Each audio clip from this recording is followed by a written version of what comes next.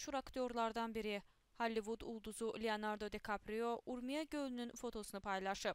Aktyor Instagram səhifəsində paylaşdığı fotoda Urmiya gölünün quruması barədə qeydlər edib. Əvvəllər Yaxın Şərqdə ən böyük duzlu göl hesab edilən Urmiya gölündə indi əvvəlki su həcminin cəmi 5% qalıb. Bunun səbəbi 2-10 illik əvvəl baş verən qlobal iqlim dəyişikliyi, su bəndinin tikilməsi və yağıntıların həcminin azalmasıdır deyə aktyor bildirib. Gölün qurumasından narahat olan Hollywood ulduzu ekoloji böhranı dünya ictimaiyyətinin diqqətinə çatdırıb.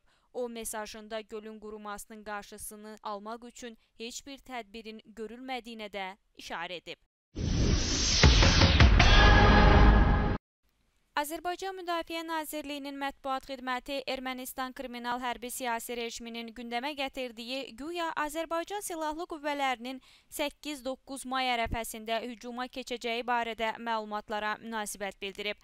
Nazirlikdən bildirilib ki, Ermənistan tərəfi Birləşmiş Millətlər Təşkilatının Təhlükəsizlik Şurasının qərarlarına və qoşunlarının işğal edilmiş Azərbaycan ərazisindən dərhal və qeydsiz şərtsiz çıxarılmasına dair qətnamələrə əməl etməyəcəyi təqdirdə bunun baş verməsi labüddür və qaçınılmazdır. Ermənilər hər gün, hər an, hər saat silahlı qüvvələrimizin torpaqlarımızın azad edilməsi, ərazi bütövlüyümüzün tam təmin olunması istiqamətində addımlar atacağını gözləməlidirlər. Məşhur bir kəlamda deyildiyi kimi, ölümü gözləmək ölümün özündən daha dəhşətlidir. Azərbaycan Silahlı Qüvvələri torpaqlarımızı düşməndən azad etməyə qadirdir və tam hazırdır. Ermənilər ölmək, hər gün ölümü gözləyərək səksəkə, qorxu içərisində yaşamaq istəmirlərsə, Azərbaycan torpaqlarını tərk etməli, işğala son qoymalıdırlar.